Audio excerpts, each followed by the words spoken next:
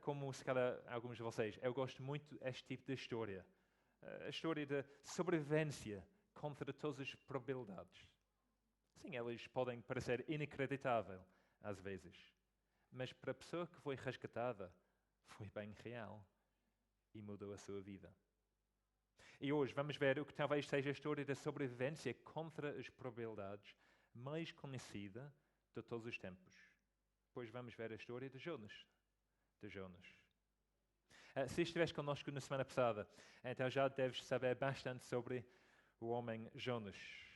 Pois como nós vimos, ele foi um profeta que viveu no reino do norte de Israel por volta de 770 anos antes de Cristo. E ele tinha recebido uma missão de Deus, uma missão de pregar à cidade pagã de Nínive. Mas Jonas era um profeta inconsistente e rebelde.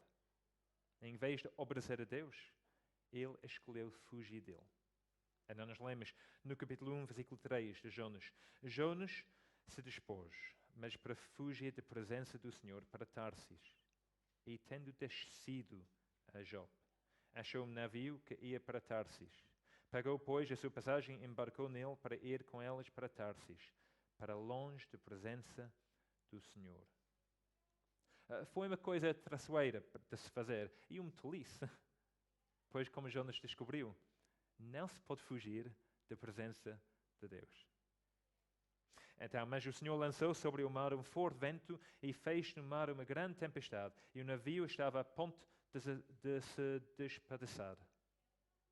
Então, embora os marinheiros não entendessem o que estava a acontecer, Jonas sabia. Pois, como ele lhes disse, ele conhecia o Senhor, o Deus do céu que tinha criado o mar e a terra. E ele sabia que foi este Senhor que enviou a tempestade por causa da sua rebelião. E ele sabia o que eles tinham que fazer para salvar as suas vidas.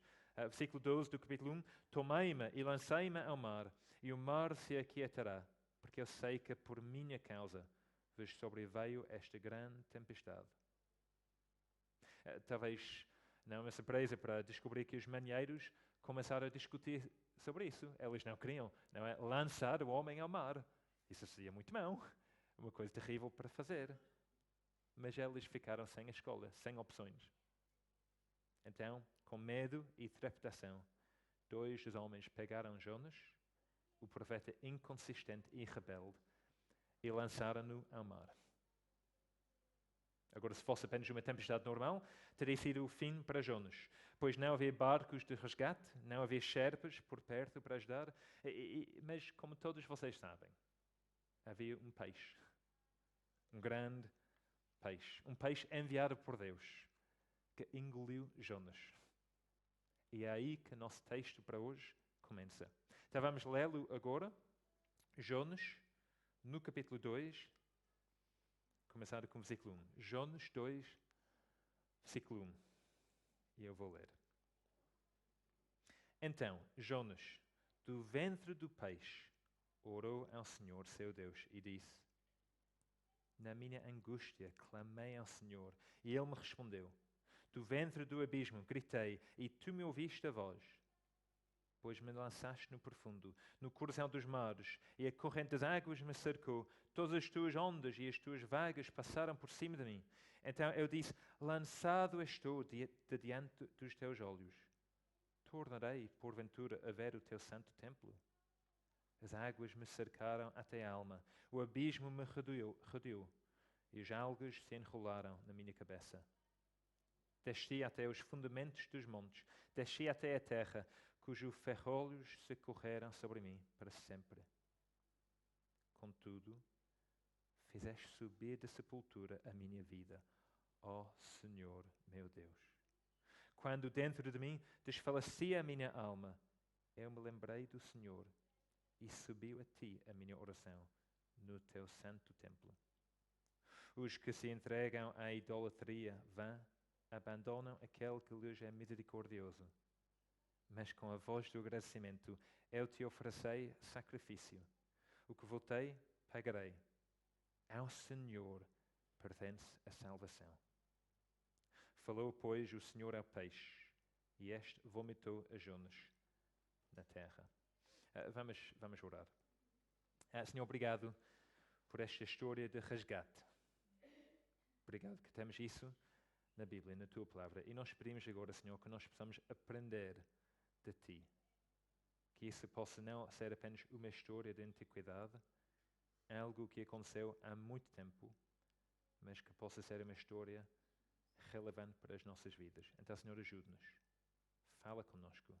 Nós pedimos em nome de Cristo. Amém. Bem, não sei sobre ti, mas para a maioria de nós, imagino que ser engolido por um peixe grande no mar, no meio de uma tempestade, depois de ser lançado ao mar por marinheiros, isso seria um desastre, não é? Seria um desastre, não seria nada boa. E por boas razões, pois há apenas um peixe no mundo que tem uma garganta grande o suficiente para engolir um ser humano. Um cachalote. É isso, não é? Cachalote. Segundo a Wikipedia. Mas mesmo que isso acontecesse, seria como entrar na zona de morte. Pois em apenas alguns minutos, segundo os cientistas, a maioria dos nossos ossos seria esmagada. Íamos ser sufocados devido à falta de oxigênio e à abundância de metano, e a nossa pele rapidamente seria corroída pelas desagradáveis enzimas digestivas do estômago do peixe. Mas, no entanto, na nossa história, o Jonas está bem dentro da barriga do peixe a falar com Deus. Então, o que está a acontecer? O que se passa? Como é que isso pode estar certo? Bem, não é surpreendente para descobrir que vários estudiosos, académicos, professores, doutores, bastante ignorantes, concluíram que isso simplesmente não é possível e, portanto, esta história é inventada. É impossível. Então é inventada. Tem que ser falsa. Mas a cena é que, claro, que tudo o que acontece nesta história é impossível. Claro que é impossível. Ou seja, claro, é impossível ser engolido por um grande peixe e sobreviver por 3 dias na sua barriga. Tal como é impossível morrer e depois ressuscitar. É impossível. É impossível. Os cristãos concordam, como os académicos, como os professores e doutores, como as pessoas que sabem sobre estas coisas, que o que aconteceu com Jonas foi impossível. Mas isso não significa que não aconteceu. Pois se nós admitimos a possibilidade da existência de Deus, um Deus criador que criou o universo e é soberano sobre tudo, então de repente todas as coisas são possíveis.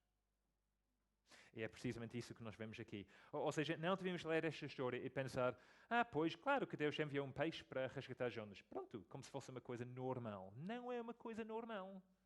Se tu ficas em problemas no meio do mar, não é para esperar que um grande peixe vai depois te engolir e depois vomitar-te na terra. Não é isso que acontece no dia a dia. Ou seja, é suposto ficar espantados com isso. Surpreendidos, pois Deus resgatou o seu profeta inconsistente e rebelde de maneira extraordinária. Bem, então, o que Jonas faz quando se encontra dentro do peixe e se apercebe que ele ainda está vivo? Que ele consegue respirar, que os seus ossos não foram esmagados, que a sua pele não foi corroída. Versículo 1, então Jonas do ventre do peixe orou ao Senhor, seu Deus. E disse, na minha angústia clamei ao Senhor e Ele me respondeu. Do ventre do abismo gritei e tu me ouviste a voz. Se calhar se fosse eu ia esperar até chegar à terra seca, antes de oferecer uma oração de agradecimento ao Senhor, não é? Só para ter certeza que tudo ia ficar bem. Mas não Jonas. Pois, embora seja verdade que quando ele estava na água, ele estava em angústia real, terrível, gritando do ventre do abismo. Também é verdade que uma vez que foi engolido pelo peixe, ele sabia que ele estava seguro. Pois ele sabia que era a obra do Senhor. Então é claro que ele se ajoelhou perante o Senhor e orou ao Senhor seu Deus, em gratidão por este milagre que tinha acontecido. E esta oração é registrada para nós em Jonas 2 e é uma oração notável, uma oração de ação de graças, que começa por lembrar o terrível julgamento de Deus sobre ele, antes de reconhecer a sua única esperança e louvar a Deus pela sua milagrosa salvação. Então, são estas três coisas que nós vamos ver agora. Então, a primeira coisa, a terrível realidade do julgamento do Senhor. A terrível realidade do julgamento do Senhor. Ouçam a descrição de Jonas sobre o que aconteceu com ele no versículo 3. Versículo 3. Pois me lançaste no profundo, no coração dos mares, e a corrente das águas me cercou. Todas as tuas ondas e as tuas vagas passaram por cima de mim. Então eu disse, lançado estou de diante dos teus olhos. Tornarei, porventura, a ver o teu santo templo? Talvez no início, Jonas tenha tentado freneticamente manter-se à toa, mas de nada serviu. Pois a corrente das águas cercou. As ondas passaram por cima dele. Ele estava a ser agitado de um lado para o outro e levado ao redor pelo mar. Sem controle, sem energia, sem esperança. A implacabilidade de tudo aquilo deve ter sido assustador para ele. E ele sabia porquê.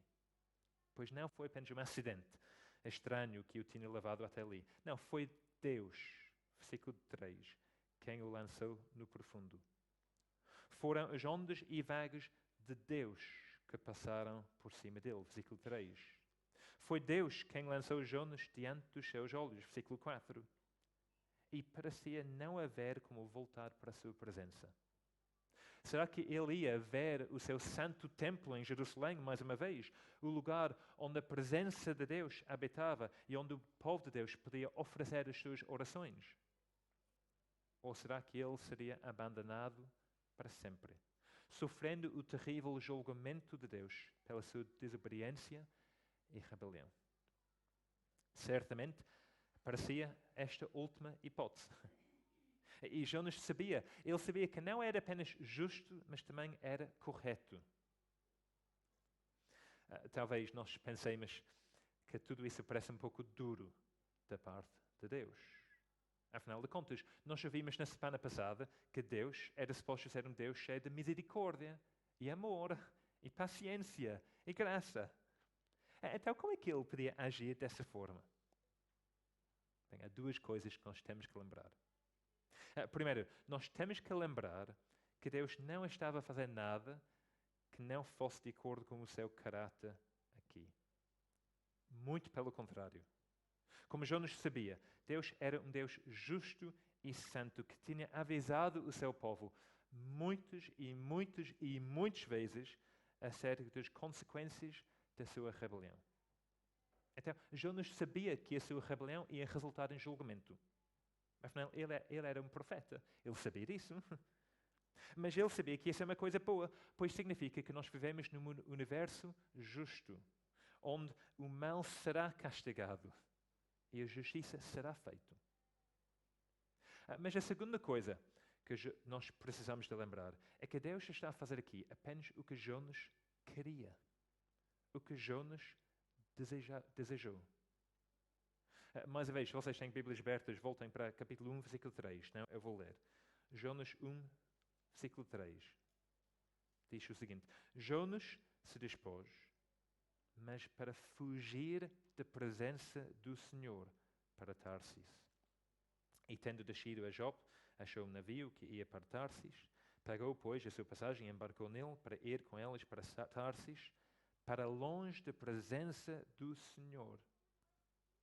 Ou seja, estão a ver, foi Jonas quem tentou de fugir da presença do Senhor. E agora, isso é trágico, agora o Senhor deu-lhe o que ele tinha pedido. Ou seja, tendo abandonado Deus e os seus mandamentos e decidido seguir o seu próprio coração e a buscar o seu próprio conforto, Jonas descobriu não a liberdade que ele esperava, mas o inferno que ele merecia. E foi assustador, foi aterrador. Não é de admirar que ele estava a sentir angústia, versículo 2. Não é de admirar que ele se tenha sentido esmagado, versículo 3. Não é de admirar que ele tenha sentido abandonado, versículo 4. Ele estava sob o julgamento de Deus e não havia nada que ele pudesse fazer. E além disso, ele sabia no seu coração que o julgamento era justo, merecido. É por isso que ele não tenta de negociar com Deus. Ou seja, ele não diz, olha Deus, eu submeti-me a ti em todas as outras áreas da minha vida.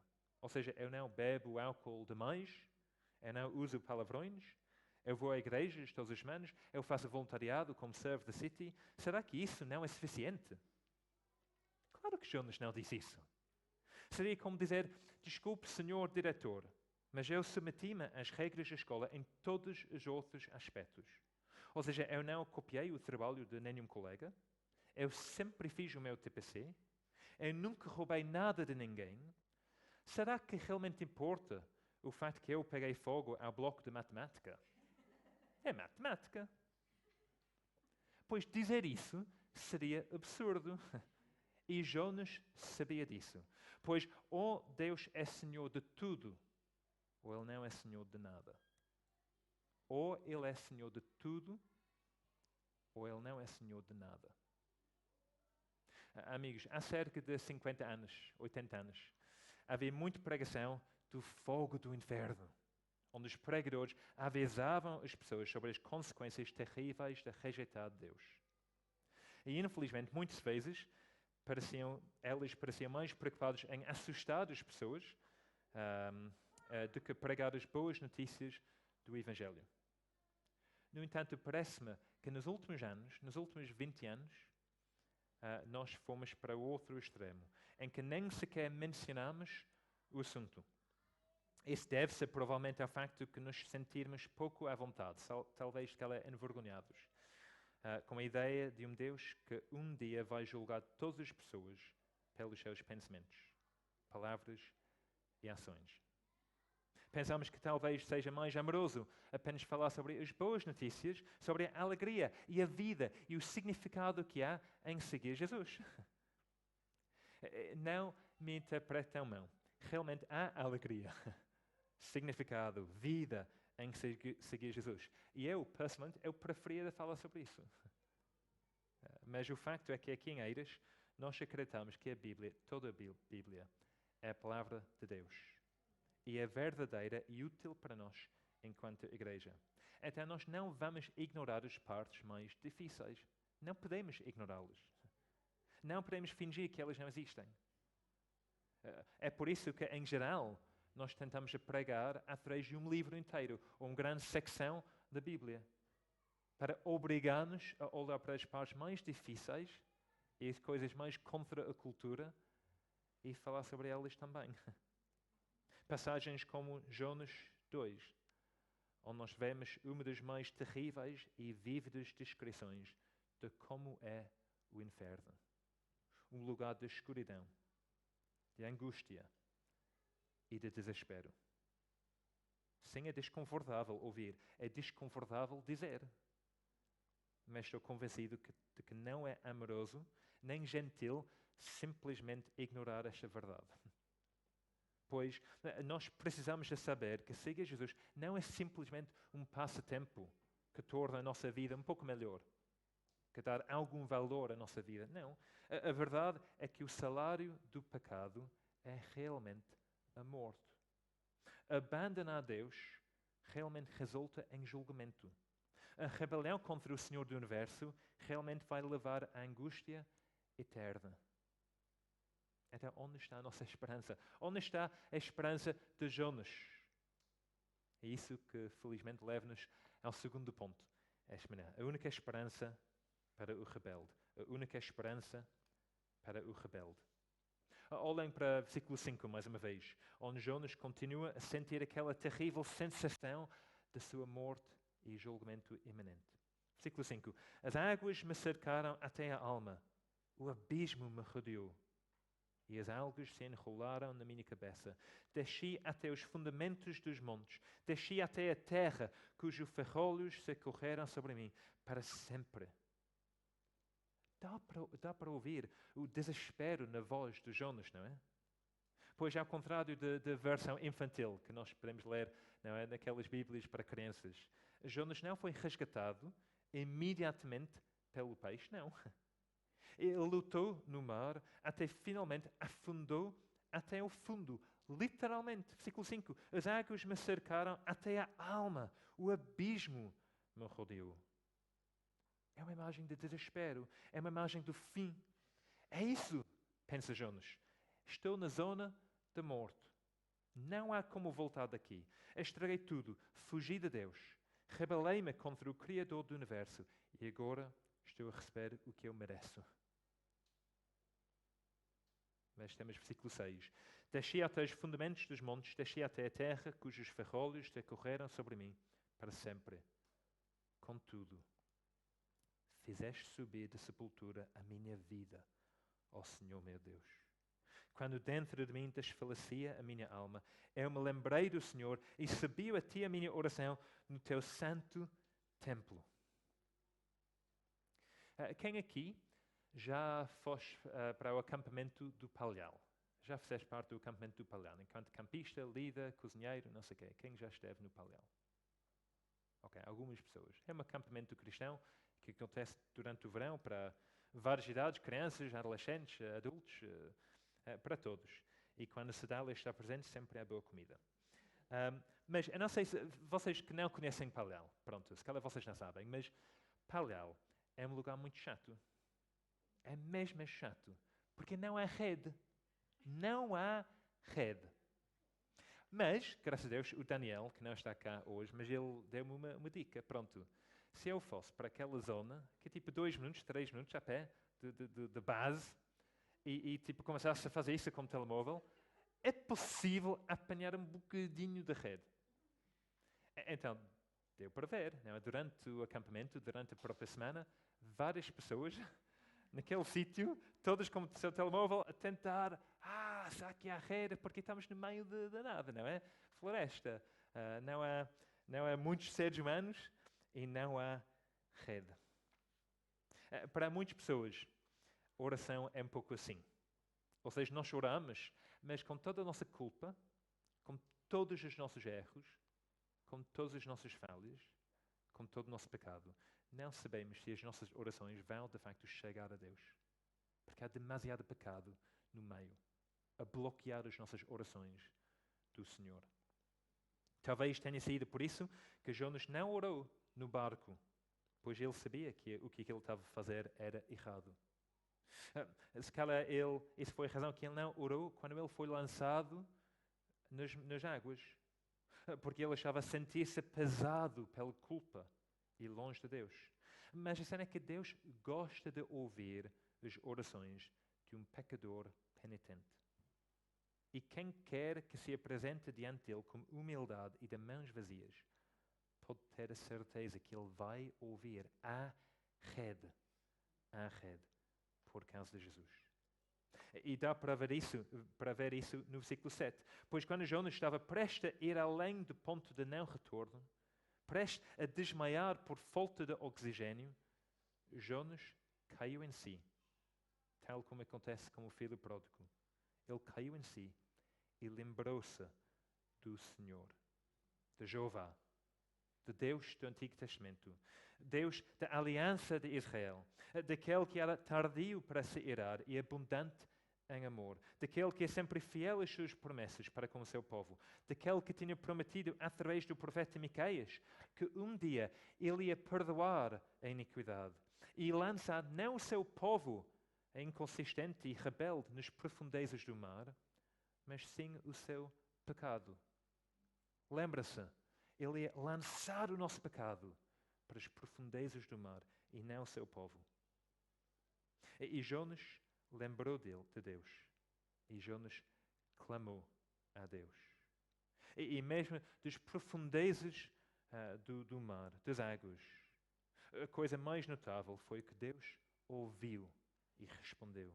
Não com castigo, não com, olha, eu disse-te, eu avisei-te, mas não com misericórdia, com amor, com graça.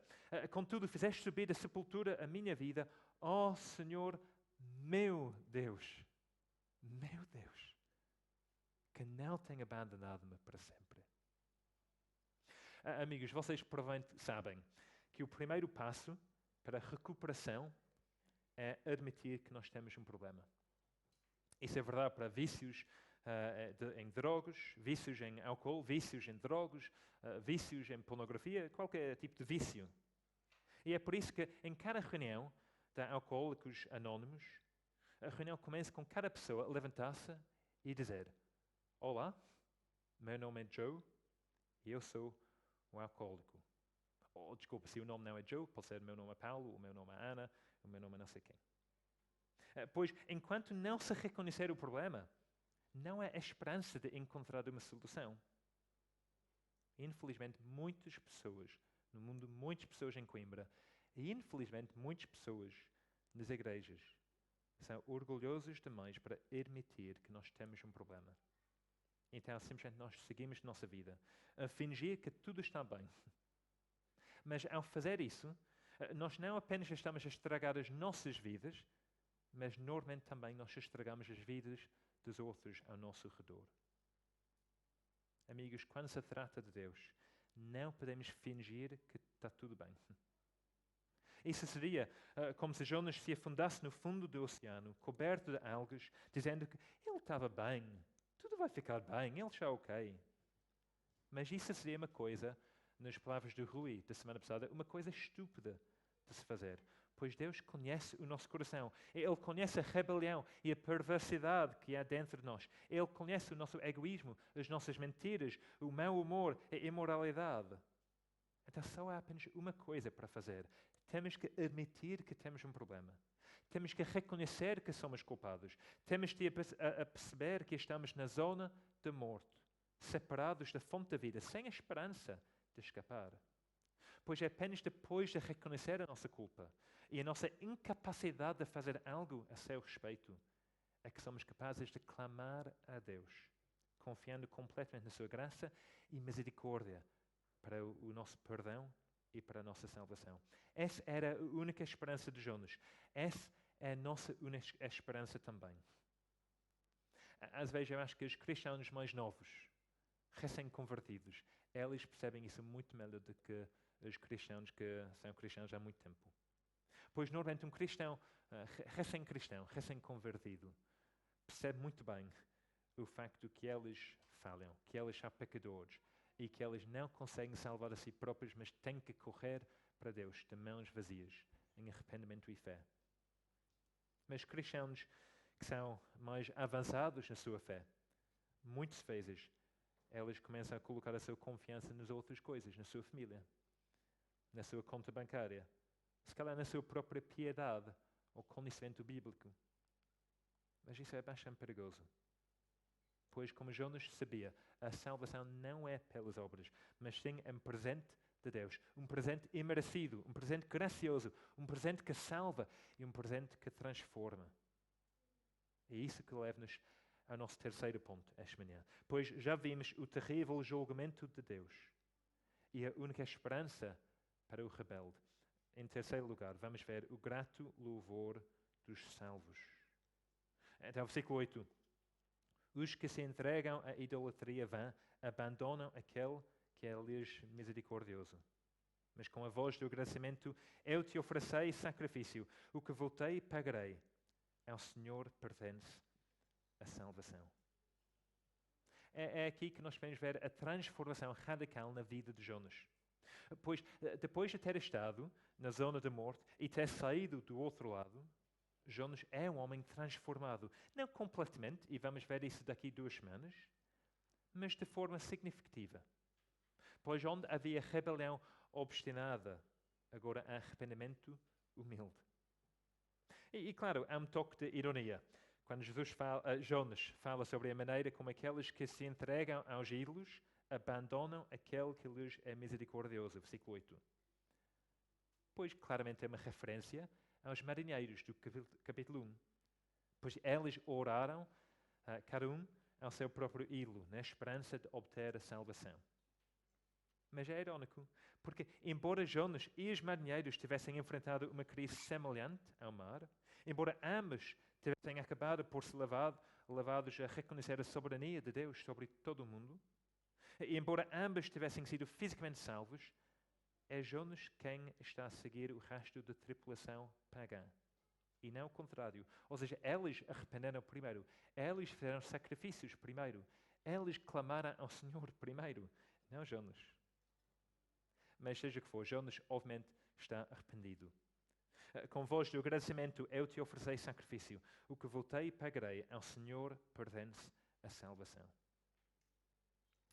Antes de Rachel e eu virmos para Portugal, nós tivemos aulas de português, feito dada por uma senhora que se chamava Joana Benson. Ela era uma senhora de 76, 67 anos, eu acho que naquela altura, e foi uma senhora super simpática, mesmo cheia de amor, cheia de bondade, cheia de paciência, muito fixe. Ela converteu-se milagrosamente, tal como qualquer pessoa que se converte, quando ela tinha 20 anos e ela estava na América do Sul, no Brasil. Pois ela era uma linguista, alguém que estudava a língua. E ela estava bastante interessada em tudo isso. E ela aprendeu português, espanhol, francês e alemão, porque, pronto, uma língua não é suficiente. Mas ela também queria fazer mais. Então, ela foi ao Brasil para viver com um dos tribos lá, para aprender a língua daquela tribo, porque ela estava bastante interessada. Mas quando ela chegou, ela descobriu que as únicas pessoas que mostraram algum interesse naquele grupo de pessoas, ou seja, naquela tribo, eram cristãos. Cristãos que estavam lá a servir esta tribo e a tentar entender e compreender melhor a sua língua, para que eles pudessem depois traduzir a Bíblia para aquela língua. Pronto, depois de passar vários meses a observar estes cristãos e aprender com eles e sobre o Deus que eles serviram. Foi uma noite na praia, quando ela estava a caminhar sozinha, com as lágrimas a cair, que ela aceitou o Senhor. Bem, estou a dizer tudo isso não por causa daquela história da conversão dela, não tem nada a ver. Mas é uma história gira. Mas estou a dizer isso porque ela foi uma excelente professora, mas sempre com alegria, sempre mostrando interesse genuíno em mim e em Rachel também, procurando oportunidades para nos ajudar e servir. Mas depois de alguns meses, nós fomos para a casa dela para uma semana de aulas intensivas. E eu lembro-me de uma noite, quando nós estávamos a falar, e ela partilhou connosco que apenas alguns anos atrás, ela tinha passado por uma fase muito difícil de depressão. Foi tão mau que ela acabou hospitalizada por muito tempo, meses, e houve momentos em que ela pensava que ela não ia sair daquele lugar, porque não houve luz no fim do túnel. Não houve luz. Bem, eu perguntei-lhe como é que ela estava agora. E ela disse o seguinte: demorei mais do que um ano para recuperar completamente. Mas agora estou bem. Muito bem, de facto. Pois, quando estiveste no fundo do poço, como eu, então cada dia é um presente, uma dádiva de Deus. E agora é impossível para mim não regozijar nele para a sua salvação e para a sua bondade para comigo. Amigos, ela não está a dizer que agora está tudo bem e ela nunca mais vai sofrer depressão. Não foi isso que ela estava a dizer. Mas o que ela estava a dizer é que depois de ter descido as profundezas e ser resgatada mais uma vez, ser subida mais uma vez, ela agora tinha uma nova perspectiva da vida, que a levava a valorizar cada dia e esforçar-se de servir Deus novamente cada dia, a regozijar em Deus novamente cada dia. E amigos, isso é um bocado como Jonas sentiu. Tendo estado na zona de morte e saído de lá, seguro, não por causa da sua própria força, mas pela graça de Deus, o seu coração foi transformado. Ele era um novo homem, alguém que podia regozijar e proclamar de forma clara e confiante que ao Senhor pertence a salvação. Eu não sei como tem corrido a tua semana e não sei como é que tu estás a sentir esta manhã. Se calhar estás aqui e tu sabes que tens andado a fugir do Senhor durante os últimos tempos. De forma geral, ou numa área específica da tua vida. Uma área que tu não queres submeter a Ele. Tu é que sabes. Se calhar estás a sentir sobrecarregado pelo teu pecado, condenado pelas tuas falhas. Se sim, então deixa-me implorar-te para que faças o que Jonah fez antes de seja tarde demais. Para de fugir. Para de fazer o que sabes que é errado. Para de tentar que o teu pecado realmente não importa. Pois o salário do pecado é a morte, diz a Bíblia. E essa é uma perspectiva aterradora. Mas para todos que reconhecem a sua culpa perante Deus, para todos que clamam ao Senhor pela misericórdia, para todos que se arrependem dos seus pecados e se voltam e confiam em Jesus, então há esperança, pois embora o salário do pecado seja a morte, o dom gratuito de Deus é a vida eterna em Cristo Jesus, o nosso Salvador. Pois a beleza do Evangelho é que nós não temos que sofrer como Jonas sofreu. Nós não precisamos de nos afundar na zona da morte. Há uma maneira de ser poupados de tudo isso. Há uma maneira de sermos salvos. E esse caminho chama-se Jesus. Jesus, o Senhor e o Salvador do mundo. Aquele que veio para nos resgatar do nosso pecado. Jesus, aquele que estava disposto a sofrer a humilhação da morte na cruz e ir para a sepultura durante 3 dias para que nós não tivéssemos de o fazer. Jesus é a boa nova do Evangelho. Jesus é aquele que pode nos poupar da morte e do inferno. A questão é, o que é que nós vamos fazer? Como é que nós vamos responder? Com arrogância? A fechar os nossos olhos e esperar que tudo vai ficar bem? Com orgulho? Ou com humildade e arrependimento? Vamos orar.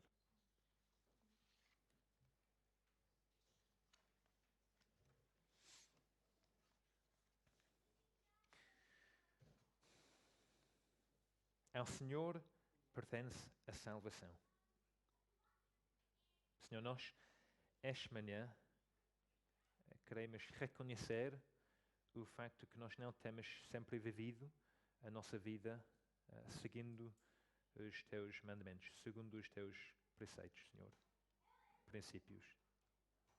Nós confessamos, Senhor, que nós somos rebeldes e que muitas vezes nós tentamos fugir de tua presença, a fazer coisas que nós queremos fazer, mas coisas que nós sabemos que tu não queres que nós façamos, coisas erradas, coisas que não são boas para nós nem para os outros ao nosso redor. Nós queremos pedir perdão, Senhor. Nós queremos confessar os nossos pecados perante ti. Senhor, nós sabemos que esta semana temos falhado, mas também nós sabemos que há esperança em Cristo, por causa de Cristo. Obrigado, Senhor, que tu aceites o coração humilde e meigo. Tu aceites aquela pessoa que vai a ti de mãos vazias, sem nada para oferecer, simplesmente com o coração partido. Alguém com necessidade de receber o teu perdão que tu ofereces de forma gratuita. Então, Senhor, nós queremos confessar e queremos confiar em ti. Queremos pedir-te, Senhor, que tu possas nos ajudar a lembrar de ti todo o tempo. Que esta semana, que nós não possamos fugir da tua presença, mas que nós possamos ficar perto de ti, Senhor, lembrando de ti em tudo e todas as circunstâncias. Oramos, Senhor, que nós possamos te honrar como o que nós fazemos, honrar como as nossas palavras que nós dizemos, honrar como os nossos pensamentos que pensamos, Senhor. Que tu possas ser o Senhor de tudo e não o Senhor de nada. Então, Senhor, esteja connosco. Obrigado pela salvação que aqueles que estão a confiar em Jesus têm. Obrigado, Senhor, pela esperança que nós temos, apesar das circunstâncias, apesar dos nossos sentimentos, até apesar do nosso pecado. Obrigado que há esperança. Obrigado que há salvação, a salvação que pertence a ti. Ajuda-nos, Senhor, esta semana para lembrar disso, para viver de acordo com isso e para regozijar nisso. Nós pedimos e oramos isso em nome de Cristo. Amém.